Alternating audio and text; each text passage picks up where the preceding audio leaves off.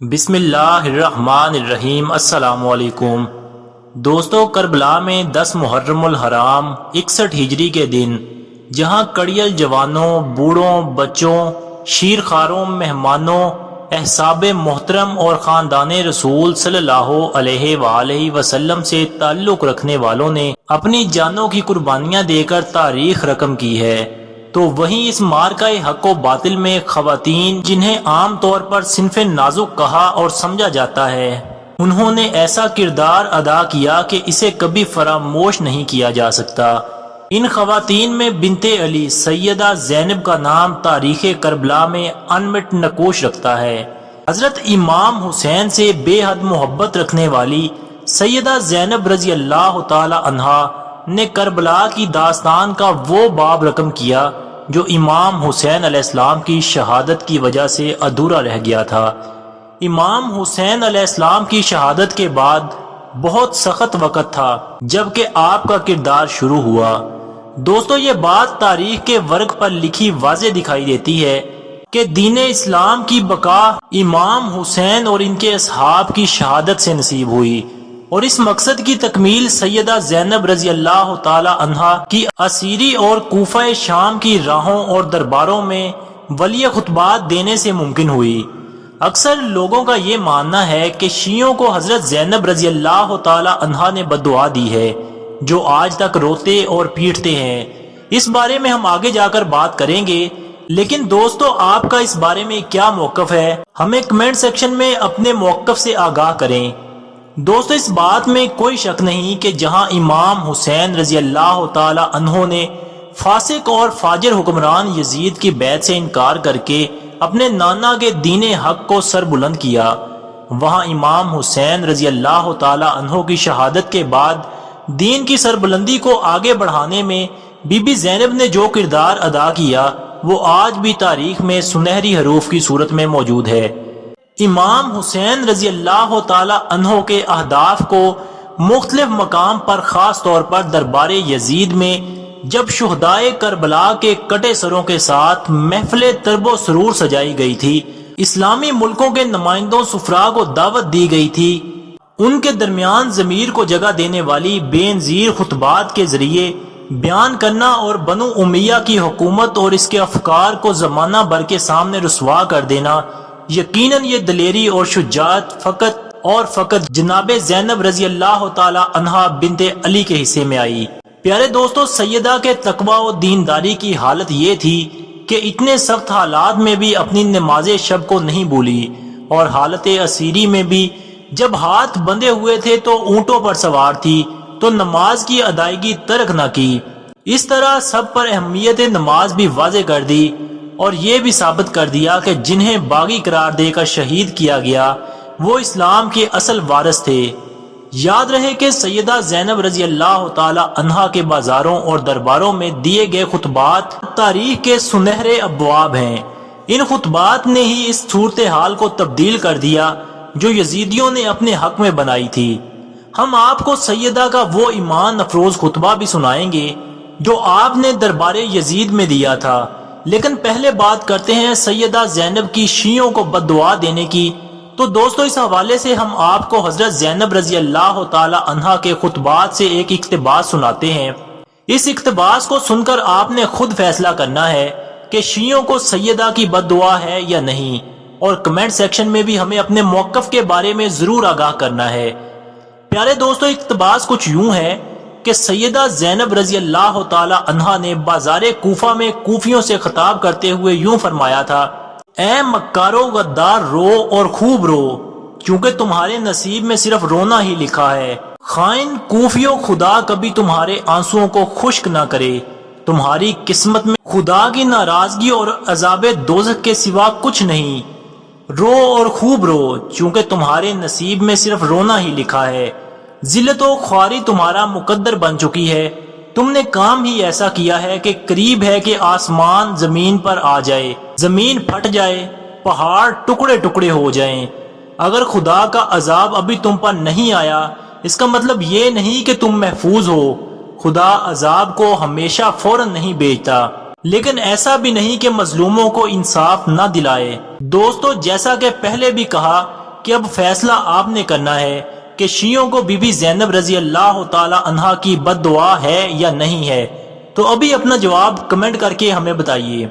پیارے دوستو، سیدہ زینب رضی اللہ تعالی عنہا کی فصاحت و بلاغت اور لب و لہجے کا یہ حال تھا کہ ہر کوفی حیران تھا کہ کیا علی دوبارہ آ گئے ہیں۔ باپ اور بیٹی کے درمیان ایسی فکری اور لسانی شباہت تاریخ پیش کرنے سے قاصر ہے۔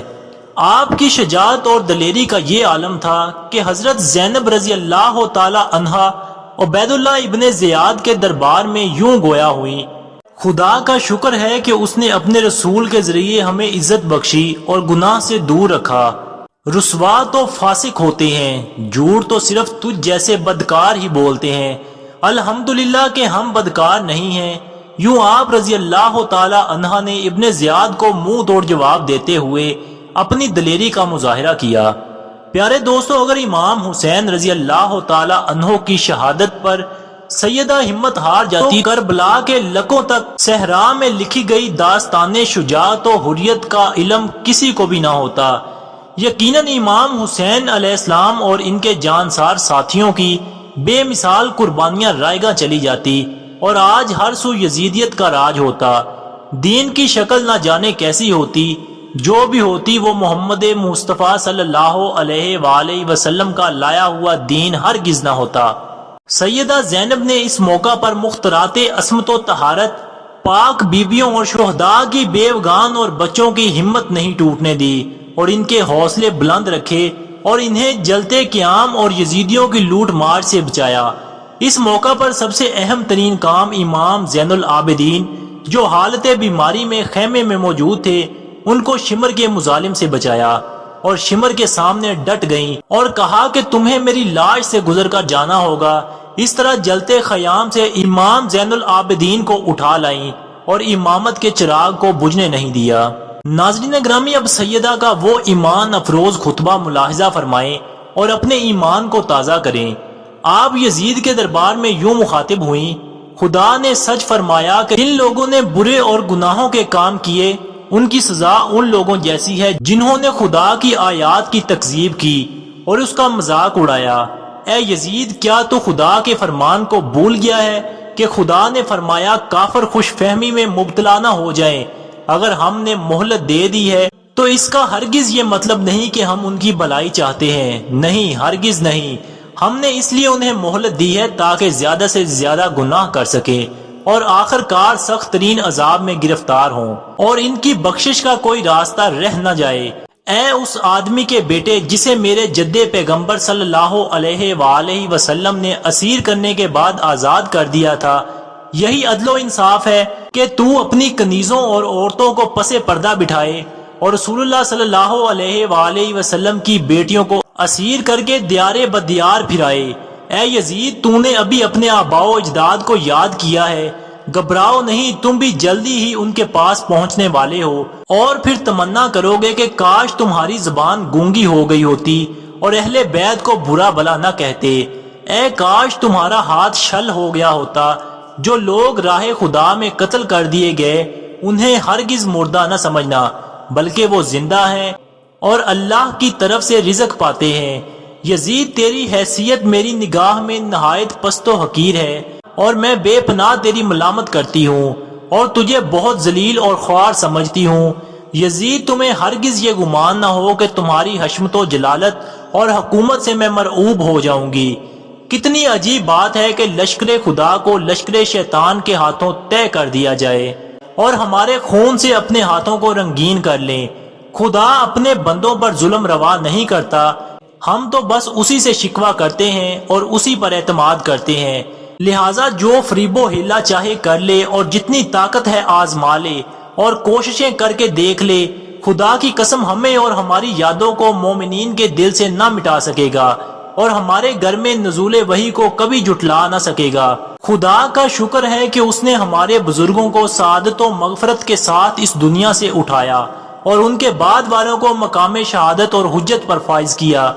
دوستو، یوں سیدہ زینب رضی اللہ تعالی عنہا نے یزید کے دربار میں اسے آئینہ دکھایا اور اس حال میں کہ آپ اسیر تھیں، آپ کے بھائی کا سر مبارک ان کے سامنے تھال میں رکھا ہوا تھا اور وہ نواسہ رسول صلی اللہ علیہ وآلہ وسلم کے دندان مبارک پر چھڑی مار کر توہین کر رہا تھا۔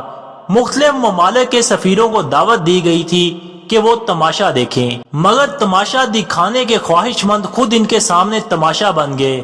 اللہ پاک کی لاکھوں کروڑوں رحمتیں سیدہ مطہرہ کی قبر مبارک پر برسیں، آمین۔ ناظرین گرامی، یہاں پر ہم اس امید کے ساتھ اپنی ویڈیو کا اختتام کرتے ہیں کہ آپ کو آج کی ہماری معلوماتی ویڈیو اچھی لگی ہوگی۔ اگر ویڈیو اچھی لگی ہے تو ویڈیو کو لائک اور شیئر ضرور کر دیں، اور اگر آپ نے ابھی تک ہمارے چینل کو سبسکرائب نہیں کیا تو چینل کو ضرور سبسکرائب کر دیں۔ ملتے ہیں ایک نئی ویڈیو میں، تب تک کے لیے اللہ نگہبان۔